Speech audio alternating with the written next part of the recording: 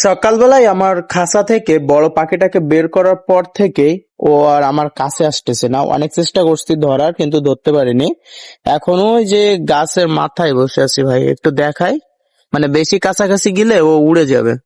এই যে, এই দেখো, এইখানে বসে আছে। অনেক চেষ্টা করছি ভাই, কিন্তু ওরে আমি কাছে আনতে পারি নাই। না পেরে আমার আরেকটা যে পাখি আছে ওটাকে ছেড়ে দিছি। কই রে, ওই যে এই যে চলে আসলো। কথা বলে ও।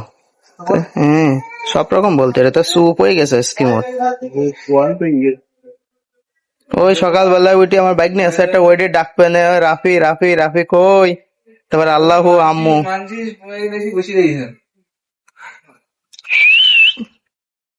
চল চল বাড়ি চল, যাবি? হ্যাঁ চল, চল বাড়ি চল। যাবেন নাই কিন্তু, দেয় না, চলে আসেন। হ্যাঁ যাবি, চলো। গাড়ির শব্দ পাওয়া বাবা কাছে। সমস্যা তো এই। চলো চলো চলো চলো চলো বাড়ি যাই।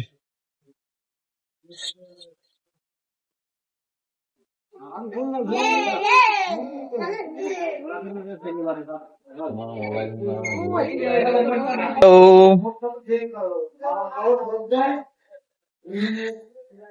ভাই 4 ঘন্টা ধরে চেষ্টা করার পরে অবশেষে এটা পাইছি। এখন বাড়ি নিয়ে যাইতেছি ভাই, অবস্থা খারাপ হয়ে গেছে। আমাদের বাজারের ভিতরে যে কাঠগুলো আছে ওই কাঠগুলার ভিতরে যে বসে রয়েছে আর আসবে না।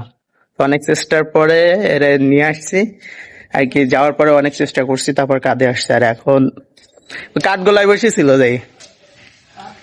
হ্যাঁ মোটে আসবে না। হ্যাঁ কাঠ বেচছিল।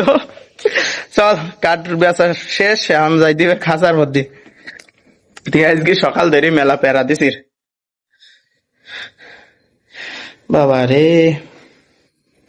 সকালে দুটো ভাত খাবো, তাও আমার খাতে দিছিস না। এবার চুপচাপ খাঁচায় ঢুকবি, বুঝলি, ডিস্টার্ব করবে না মোটেও। এখন ওরে নিয়ে যাচ্ছি আমাদের খাঁচার এখানে। দেখো ভাই, এখন আর ভয় পাচ্ছে না, কিন্তু সকালবেলায় যে কি হয়েছে আমি বুঝলাম না। ওরে একটা বিড়ালের তাড়া করছিল, ঠিক আছে, তারপর থেকে আমার কাছে আসে না। ওই দেখো আমাদের আরেকটা পাখি ওই যে খাঁচার ভিতরে। তো এইটাই শুধু ছিল না, তো আমি এখন চেষ্টা করবো এটাকে জাস্ট খাঁচায় উঠাই দেওয়ার জন্য, যাতে আলহামদুলিল্লাহ ভালোভাবে উঠে যায়। তো প্রথমে আমরা হচ্ছে আমাদের দরজাটা দিয়ে দিই, ঠিক আছে। দরজাটা না দিলে ও কি হয়, আবার ছাদে চলে যাবে। এই যে দরজা দিয়ে দিলাম। এখন চেষ্টা করব ওরে হচ্ছে খাঁচায় দেওয়ার জন্য। আসো। এই যে আবার পাগলামি করতেছে ভাই, খাঁচার কোলে কোলে আসলে যে কি হয় জানি না। আসো খাঁচায়।